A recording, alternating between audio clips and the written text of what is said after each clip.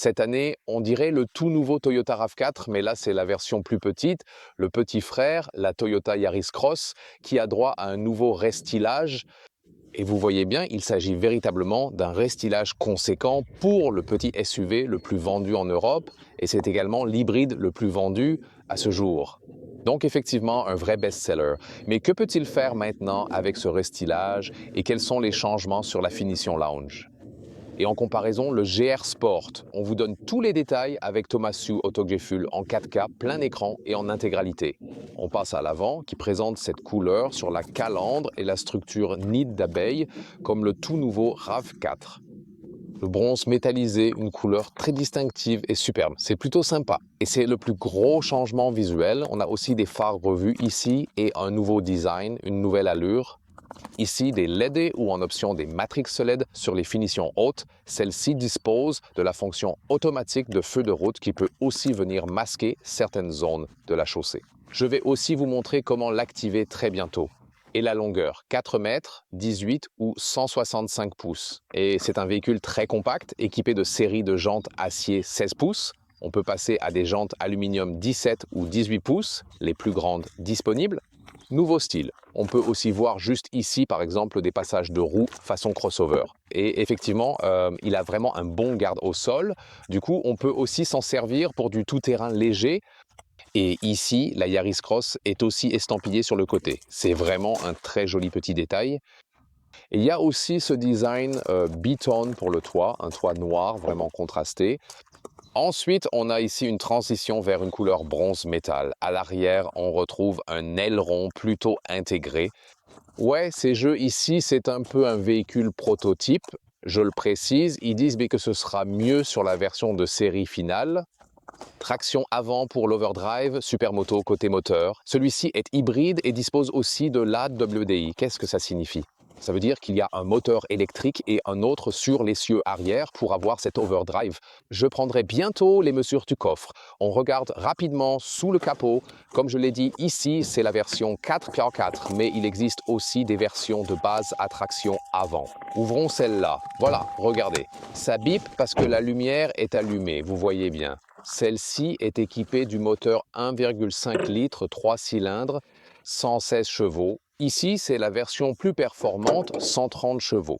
Et la différence d'accélération entre la petite et la plus grosse est, bien sûr, un peu sensible. Les infomoteurs sont aussi dans un commentaire séparé. Et ici, en transmission intégrale, il est un peu plus lent que 11 secondes pour passer de 0 à 100 km/h. En traction avant, elle est un peu plus rapide, un peu moins de 11 S en version 130 CS globalement parlant. La finition d'entrée est liée à la spécification la plus basse. Les finitions supérieures se trouvent donc bien concrètement sur la version 137 CH. Et la GR Sport est en fait proposée uniquement avec le 130 CH et la traction avant, parce que c'est la version la plus rapide. Et la GR Sport, ouais, est censée être la version plus sportive, aussi avec une suspension plus ferme et tout ça. Celle-ci serait la finition la plus élégante ici. Merci beaucoup à tous d'ailleurs pour le soutien récent ou continu et vous ne pouvez peut-être pas vraiment le comprendre, mais quand je reçois votre soutien, tous vos gentils commentaires et tout, ça fait vraiment une énorme différence pour moi, surtout quand on bosse beaucoup et tout. Ça garde vraiment la motivation au max. Encore merci pour tous vos gentils commentaires. J'apprécie toujours ça. On fait l'intérieur. D'abord, le bruit de fermeture de porte. On va dire que c'est un peu plus basique. Ce n'est pas ce à quoi ils accordent le plus d'attention. Puis, à l'intérieur des portières, donc tout ça, c'est du rembourrage rigide. Ensuite, on a, disons, un revêtement en tissu, mais c'est dur en dessous. Ça, c'est nouveau ici. Cet élément décoratif ou décor de pont qui va un peu avec l'extérieur métallique et des manettes de fenêtre classiques, etc. Ouvrir, fermer. Et il est aussi facile de régler les rétros. Il n'y a rien de caché juste ici. Et là, on passe au volant qui a encore des commandes physiques, comme ces boutons sur le volant.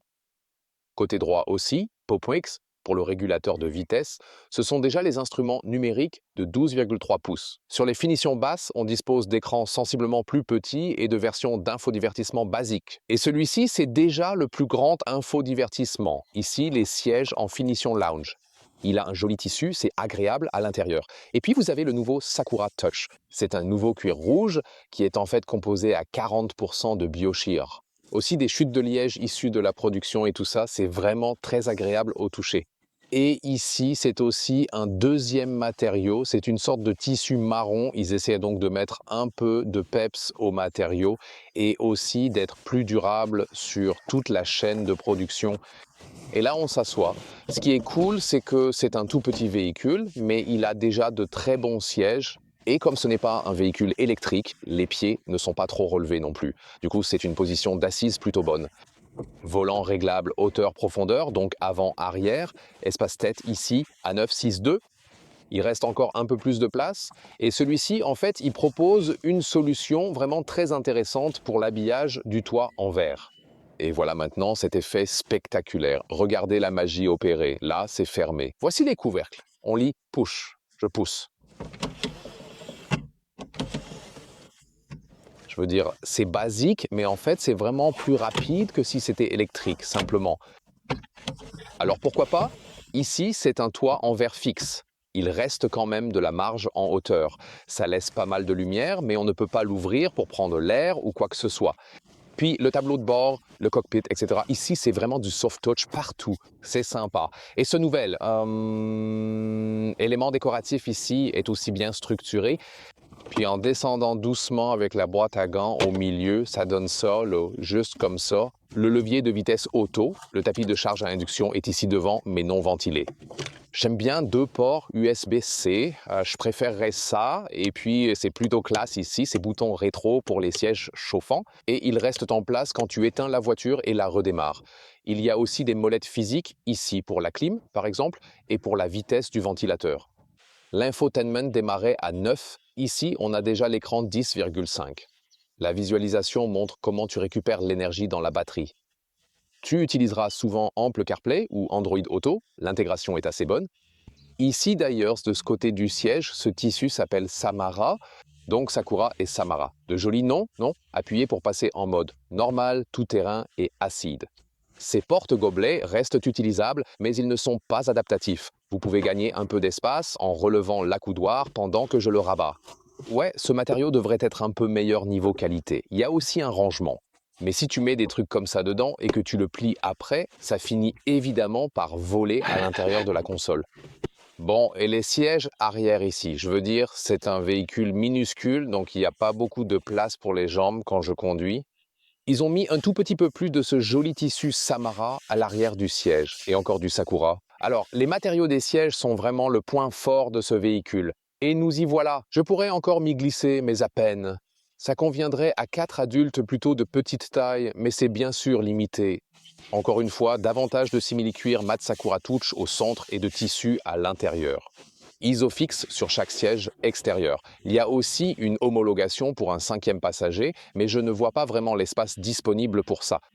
À l'arrière, les portes sont en plastique dur, tu vois, elles ne s'ouvrent pas très large. Donc, pour installer des sièges auto et y accéder, c'est un peu plus difficile pour les seniors.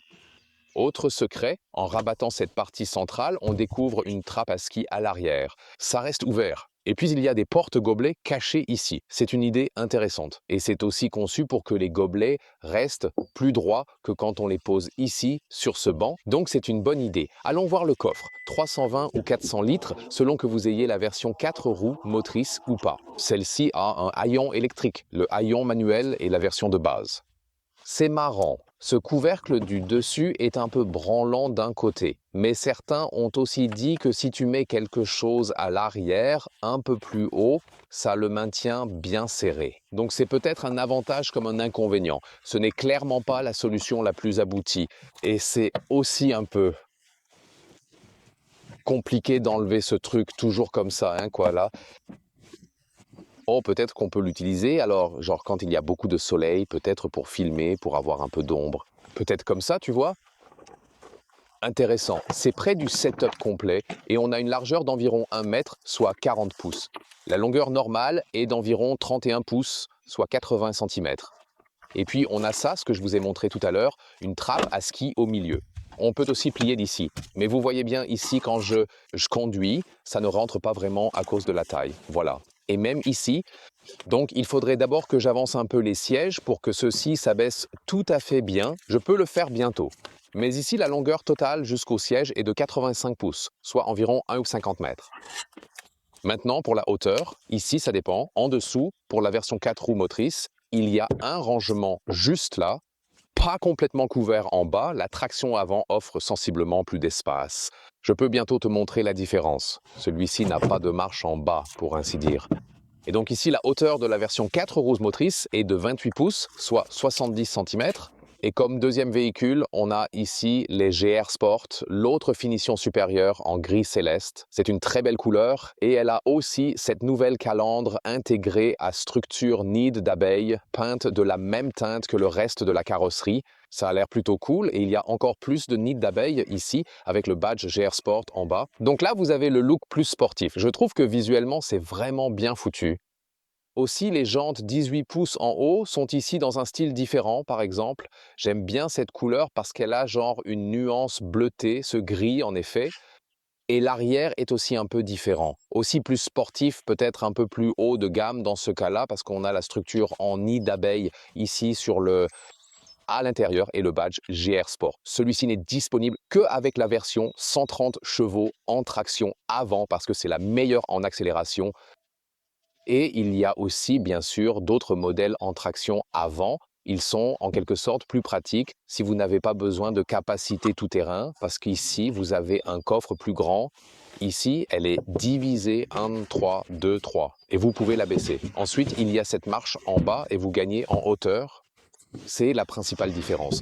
Ou vous pouvez aussi les enlever complètement. Et là, vous avez simplement le coffre le plus spacieux qu'on puisse avoir sur la Yaris Cross. Voici l'intérieur GR Sport. Principale différence, les sièges. Ils semblent avoir un appuie-tête intégré, mais il est séparé. La microfibre à l'intérieur, le simili-cuir à l'extérieur, ils ont l'air vraiment plutôt cool. Ici aussi, avec la perforation, le fond rouge et tout ça, et ils sont vraiment plutôt jolis à regarder. Mais faut que je dise, c'est pas mal du tout ou quoi. Mais le confort d'assise, genre au niveau des os du bassin là-dessous, est meilleur avec les sièges en tissu de la finition lounge. Donc là, c'est un peu plus ferme, ce siège, clairement, c'est la version plus sportive. Surpiqûre rouge bien contrastée, Parex à l'intérieur et au levier de vitesse. Même chose pour le contraste rouge à l'intérieur du volant, par exemple. Ici, on a des perforations à l'extérieur, GR Sport Batching. Et ici aussi, par exemple sur les tapis de sol, ce sont les badges GR Sport. D'ailleurs, en 2025, celui-ci a aussi été le modèle Toyota le plus vendu en Europe, 200 000 exemplaires. Et ça continuera. Donc, lors du restylage précédent, ils avaient déjà fait toutes les choses qui sont essentiellement sous le capot, genre, tu sais, l'amélioration du moteur, et aussi des améliorations NVH et tout ça. Et ce restylage maintenant, vraiment, plutôt c'est la partie visuelle, tu vois, avec la face avant et tout. Et maintenant, le restylage est quasiment terminé. Le truc, c'est que ce véhicule est en fait plutôt petit, mais il y a quand même assez de place à l'intérieur et il propose en gros un bon rapport qualité-prix. Les prix iront de 28 000 € en entrée de gamme à environ 40 000 € si vous choisissez la finition la plus équipée. Toutes les options et équipements inclus. Ton avis sur le restylage de la Yaris Cross? Dis-le en commentaire. Et maintenant, passons aux concurrents et aux frères un peu plus grands.